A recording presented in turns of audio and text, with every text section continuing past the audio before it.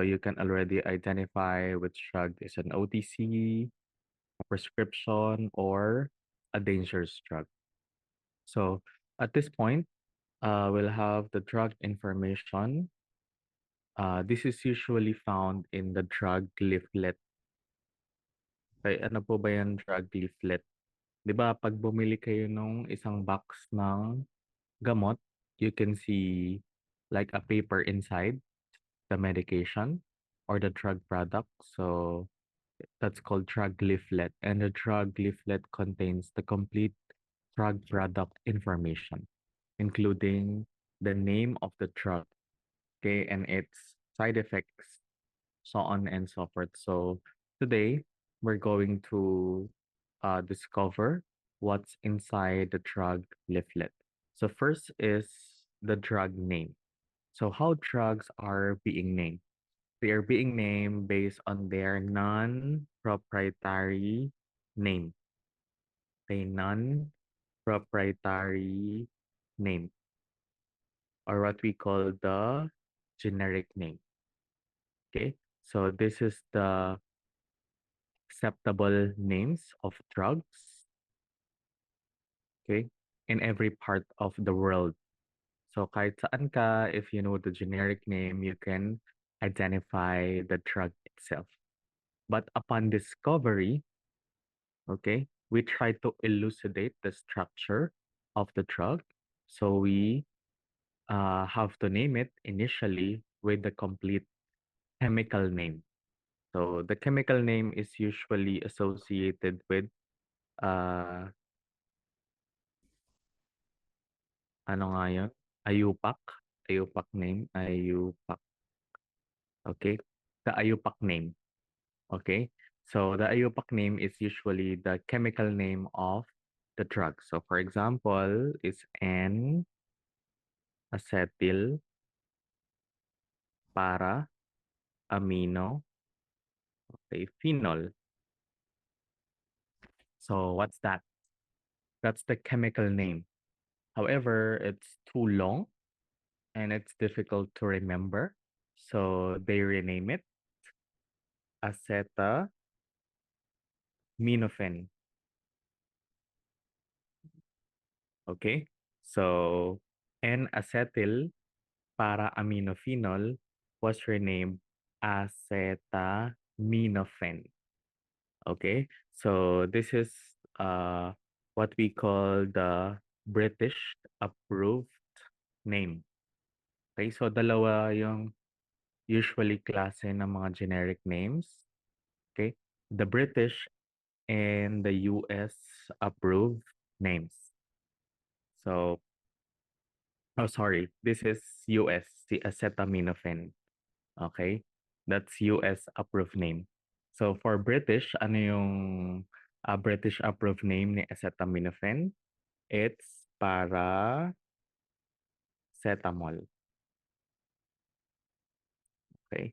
So, yun yung British approved name niya. So, when you go to the US, they call it acetaminophen. But in other parts of the world, including the Philippines, we identify N-acetyl para-aminophenol as paracetamol. Okay? And of course, the brand is called the proprietary name or the trade name. This is usually the name given by the pharmaceutical companies. Okay, so they are usually marketed based on their brand names. Okay, this is assigned by the manufacturer. So pag generic name, it's usually assigned by a scientific body or a scientific authority. So usually these scientific bodies or authorities are from the Food and Drug Administration, and they follow the British and the US approved names in naming drugs. Okay? Sige. Ano pa bang example ng pagkakaiba ng British sa US? So, an example is, yeah, adrenaline. Adrenaline. Okay. So adrenaline is a US approved name. Okay. So the British approved name is epinephrine. So you can see that they have different names. Okay. But it's just the same compound. Okay. So usually we use a mix of British and US here in the Philippines. It's not consistent in naming the generic names. Okay, let's now move on to API. So what's API? That's the active pharmaceutical ingredient. So this is the one that you can see in, okay, square or rectangle. 'Di ba may nakikita kayong label ng mga gamot? So, makikita nyo sa naka-square is usually yung tinatawag nating API or the active pharmaceutical ingredient. So, this is usually identified by its generic, okay, name. So, it's called API. And then it's followed by the brand, di ba? So, ganyan usually nakikita yung, okay? So, in the Philippines, the API or the generic name should be highlighted using the square or the rectangle. Okay. And then followed below by the name. Okay. Next is the dosage form. You already know the dosage form. That's the finished drug product. It's where the drug is usually contained. Okay. Examples of which are solutions, tablets, capsules, so on. For the dosage strength, this is also known as the concentration or potency. It could be uh, expressed as percent or percentage, or we also use a mass, diba? Like example, milligrams, okay, micrograms, grams. So these are the examples of concentration or potency of the active pharmaceutical ingredient. So makikita mo, paracetamol, 500 milligrams. So that's the dosage strength. Okay, for the excipient, so pag sinabi nating excipient, this is the opposite of the API. Ano po yung opposite ng API? These are the inactive, okay, pharmaceutical ingredients. They are intended to be inert. Okay, anong ibig sabihin ng inert? They should not affect the active pharmaceutical ingredients, but rather they should enhance the active pharmaceutical ingredients. So, ito po yung mga ginagamit natin to make the API more pharmaceutically elegant. So, pag po bitter yung taste ng API, we can add excipients or inert substances to make it less bitter. So we add flavorants, we add colorants. Okay? So these are examples of excipients. Okay? Pag naman tablet, binder, disintegrant. So yun po yung mga example ng excipients natin. So they should be inert and should not affect the active pharmaceutical ingredient. They should remain inactive. Okay? Next, side effects. Nabanggit ko na to. These are secondary, okay, effects, which are extensions of the drug's pharmacologic activity. While the adverse effects, these are noxious, unintended, okay, effects that occur when the medication, okay, is administered at normal or therapeutic doses. Okay, that's what we call side or adverse effects. So, nagbigay na ako last time ng example. So, An example that we could also uh, have is, for example, pag nagtitake ka ng mga antibiotics, okay? Anong example ng antibiotic na gusto mo? O si co-amoxiclav or azithromycin. Halos pare-pareho lang naman sila ng side effect. So, ano yung side effect nila? Diarrhea. So, bakit sila nagkakos ng diarrhea? Are antibiotics causing diarrhea most of the time? Yes. Okay, because these are extensions of the antibiotics pharmacologic effect. They can also kill the good bacteria on your GI tract, killing them. Okay, killing the bacteria, the normal flora on your gut, okay, can lead to diarrhea. That's why it's a good practice that when you take antibiotics, to take probiotics. Okay. But check the labels of the probiotics. Some of them are really sweet. So if you cannot tolerate sweet, you can opt to choose yung mga prebiotics na wala masyadong calories. So it depends on your preference. Okay? So ano naman yung adverse effect? Okay, example, allergy.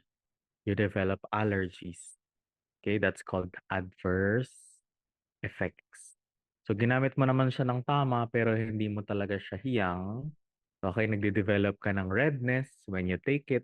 Hindi ka makahinga when you take it. So that's called adverse effect. It's not an extension of the drugs. Okay, mechanism of action.